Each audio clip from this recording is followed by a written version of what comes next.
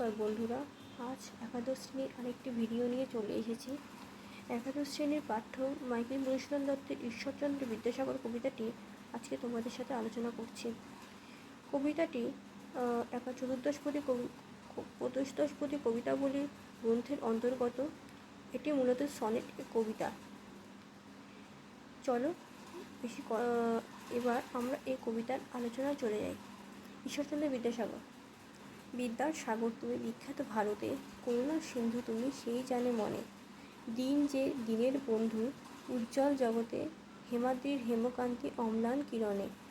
অর্থাৎ বিদ্যার সাগর তুমি ভারতবর্ষে বিখ্যাত, তুমি করুণার সিন্ধু, তুমি করুণার সাগর, তুমি করুণায় করে বড় সকলকে, সেই জানে মনে দিন যে দিনের বন্ধু।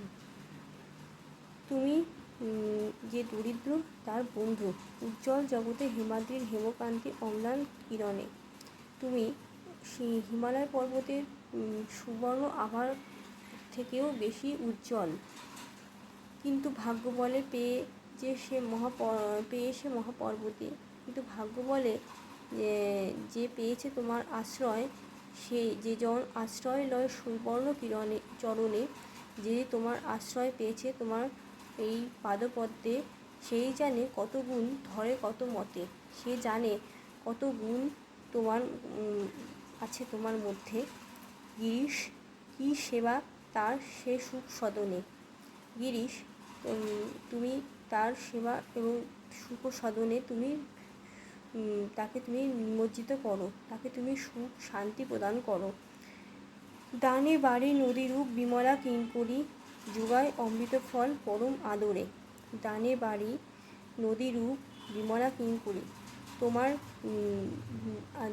দান, তোমার যে দয়া, তা তুমি শীতল নদীর মতন প্রবাহিত করো সকলের মধ্যে। এবং তোমার দানের যে ফসল, তোমার যে দানের দয়ার যে ফসল, তা অমৃতরূপ ফলের ন্যায় চারিদিকে ছড়িয়ে পড়ছে। দীর্ঘশী তরুদল দাসরূপ ধরি, দীর্ঘশী তরুদল দাসরূপ ধরি, পরিমলে ফুল ফুল 10 দিশ ভরে। তোমার বৃক্ষের ন্যায়, বৃহৎ বৃক্ষের ন্যায় তোমার দয়ার পরিধি, তোমার দয়ার পরিমাণ বৃক্ষের মতন, বৃহৎ বৃক্ষের মতন। দিবসে শীতল শাসী ছায়া বনেশ্বরী, নিশায় সুশান্ত নিদ্রা ক্লান্তি দূর করে। এবং দিনে যা শীতল ছায়া প্রদান করে, আর রাত্রে দেয় সুশান্ত নিদ্রা, শান্তি ঘুম, এবং যা দিনের সমস্ত কাজের শেষে রাতে এনে দেয় ক্লান্তি দূর করে, এক শান্তি, এক স্নিগ্ধতা প্রদান করে।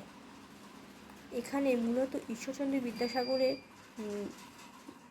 মূল যে বিষয়টা এখানে তুলে ধরা হয়েছে, সেটা হলো ঈশ্বরচন্দ্র বিদ্যাসাগর থেকে তিনি অনেকভাবে উপকৃত হয়েছিলেন।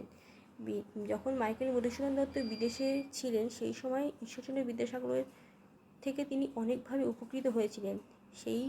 সে কথাকে স্মরণে রেখেই তিনি ঈশ্বরচন্দ্র বিদ্যাসাগরকে নিয়ে এই কবিতাটি লিখেছেন।